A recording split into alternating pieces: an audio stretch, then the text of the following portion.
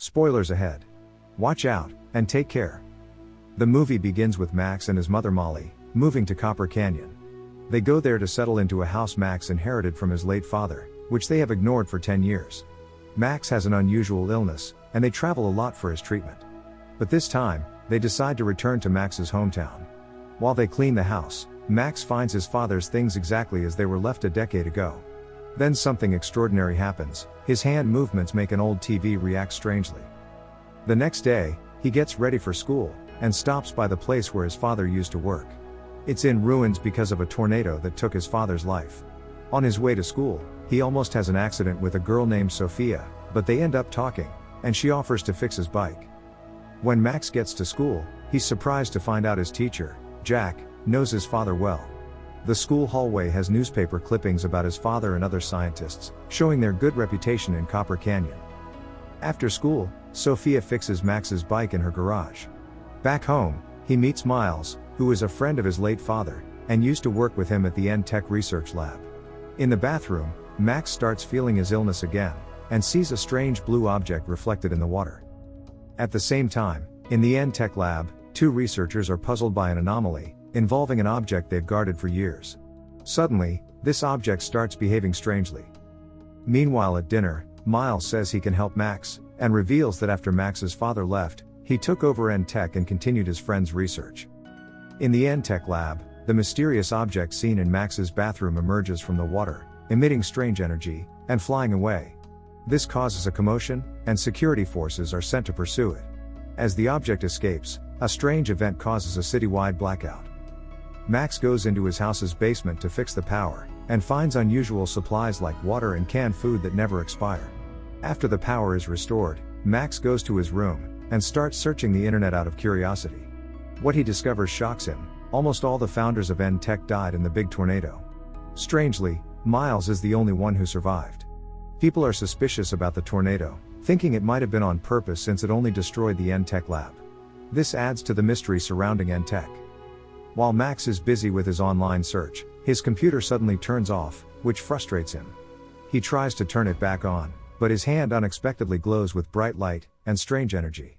This surprises him, and he cautiously exposes his hand to the strange energy again. He decides to venture into the woods the next day, to try and control this newfound energy. To his amazement, the energy turns out to be incredibly powerful, causing lights and radios near him to explode. He realizes his emotions influence this energy, affecting electronic objects nearby. When he's at school, he finds comfort in his art, but Sophia invites him to have lunch, where the vending machine behind him goes haywire and spills drinks, due to his emotions. He spends the afternoon by a calm lake, observing the energy from his hand.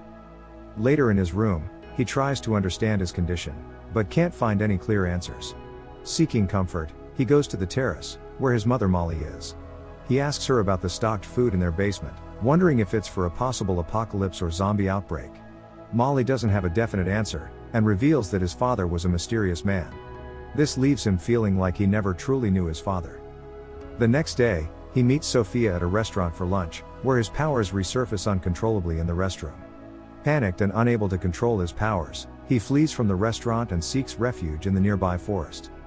As he walks, his dizziness worsens, and the energy within him becomes overwhelming. He collapses unconscious in the woods.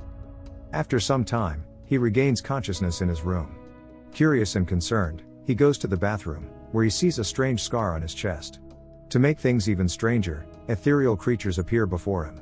Frightened, Max tries to fend them off, but one of them, named Steel, speaks and reveals himself as a silicon-based parasitic alien. Steel confesses that he feeds on the energy emitted by Max's body, leaving him with mixed emotions. But there's something important to know about Steel. His memory is all jumbled up, and he can only remember his name, and that he's a parasitic alien who relies on Max's energy. Steel tells Max about something crucial from their previous meeting in the forest. Steel absorbed the uncontrollable energy from Max's body, preventing a dangerous explosion that could have killed Max. Now Steel suggests a kind of partnership. He offers to help Max deal with any threats, and take in the extra energy he can't control. Max has a tough choice to make, and decides not to accept it. Instead, he plans to get rid of Steel. So they go into the dense woods, and Steel takes the chance to reveal it was the powerful energy from Max's body that woke him up after a long sleep. Steel thinks their destinies are tied together, and Max can't survive without providing him with the energy he needs. While they're talking, Max notices troops from N-Tech, and they start shooting at them. In a panic, he runs away. Steel's fragmented memories start coming together and remembers a tornado that destroyed the N-Tech factory they talked about earlier. These memories show Max and Steel have a deeper connection than they first realized. Among these memories, Max hears about something called an Ultralink. Steel knows it's a dangerous alien entity with evil intentions for Earth. Max reconsiders and starts thinking their partnership might be the key to protecting the planet, and takes Steel with him to the safety of the school. Inside the school, he meets Sophia again. He apologizes for the restaurant. Sophia understands and assures him of her support. When he gets back home, he and Steel embark on a daring mission to explore the remains of the old N-Tech lab. Max is driven by curiosity and answers about his past, and to help Steel regain his lost memories. As they explore, something incredible happens. The dormant energy inside Max's body resurfaces, but this time, he can control it. With Steel's guidance, he becomes more skilled and gains new abilities, like agility and the power to jump really high. But as he pushes his newfound powers to the limit, he gets close to a dangerous edge. Fear takes over, causing his energy to go wild. In a surprising twist, Steel steps in to protect Max, merging with him, forming a strong protective armor. Combining their powers, something interesting happened. Max gets a glimpse into Steel's past, and sees there was a strong connection between Steel and Max's father, and both had a shared goal, to join forces and fight against the evil Ultralink. Max has a haunting image in his mind of the terrible tornado, caused by the sinister forces of the Ultralink. After this vision, Max has a burning desire to uncover the truth. So he decides to talk to Miles, and on his way, he meets Sophia, and they notice some troop cars watching them. He quickly gets away and parts ways with Steel, and asks for Sophia's help for an urgent ride to the newly established N-Tech office. When Max gets there, he searches for Miles. Unfortunately, Miles wasn't present during the incident, so he couldn't provide all the details. However, he shows Max a prototype device that Max's father had created. It has the potential to generate incredible energy. Miles shares his personal struggle to fulfill Max's father's dreams. Max feels another surge of energy, causing him pain. Overwhelmed, he leaves the office in a hurry, and the surroundings suddenly darken, signaling a looming danger. A menacing tornado appears, heading straight for him with great force.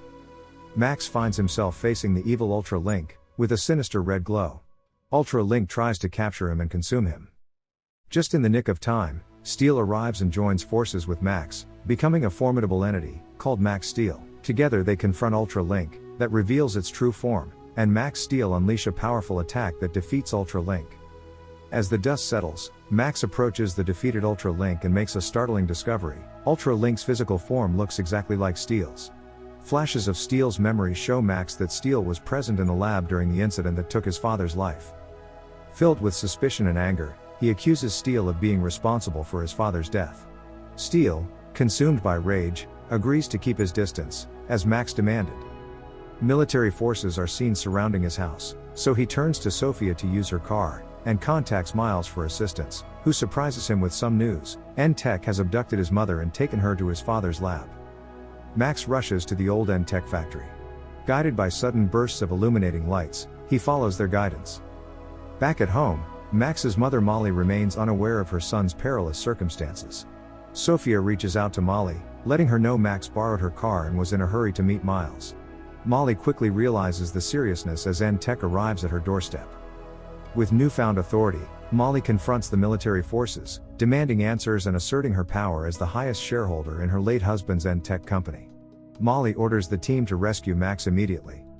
Meanwhile, inside the active lab room, Max finds Steel unconscious and restrained. Determined to save his alien companion, Max tries to bypass the energy field blocking his way, and memories from the past flood Max's mind, witnessing his father preparing to confront a group of Ultralinks with Steel's help.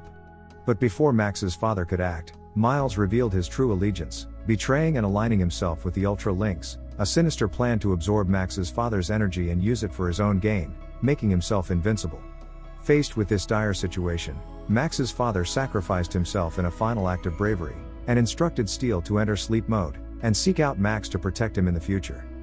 Now, Max was the target of Miles' nefarious scheme. Determined to fight back, Max prepares to launch an attack on Miles, who swiftly captures Max using his powerful claws, capable of absorbing Max's energy. In his long-awaited moment, he forces Max to unleash all his power, intending to absorb it. As he successfully absorbs, Max finds himself cornered and forced into his father's energy control machine. In a desperate move, he reluctantly enters the device, realizing the grim reality of his situation. When Steel revives inside, Max conveys his intention to follow in his father's footsteps, to expend his energy excessively and erratically, to allow Steel to rise by absorbing this energy. United once more, Max and Steel merge into a formidable armor, and unleash their might upon the energy control machine, obliterating it in a powerful display of force. Engaged in an intense battle, Steel reveals its ability to enter invisible mode. Using this ability, Max launches a relentless assault against Miles, who notices the lingering shadow of the invisible form and counters. N-Tech military forces arrive to stop Miles, but get struck down. Max rises from the dire situation and launches a relentless series of attacks, and unintentionally releases a massive surge of energy with Steel, and unleashes a turbocharged attack, resulting in a massive explosion, ending their intense battle. Regaining consciousness, Max is relieved to find he and Steel are unharmed. Molly arrives and recognizes Steel, expressing gratitude for his unwavering protection of Max. In the days that follow, Molly confides in Max and reveals the true purpose of their journey, to safeguard him from the Ultra-Link threat, and Miles had suggested to come here to help control the energy surges from Max's body. She gives Max a cherished necklace that once belonged to his father. With Steel's assistance, the necklace reveals coordinates to the planet from which Max's father originated. Max seeks out Sophia to express his heartfelt gratitude for her unwavering support. Max and Steel, merging into the powerful entity Max Steel, take flight and embark on a mission to locate and confront another Ultra-Link, determined to protect Earth from imminent destruction. The end. Thank you for watching. Subscribe if you'd like to see more videos like this. Turn on the notifications, and leave a like to help the channel out.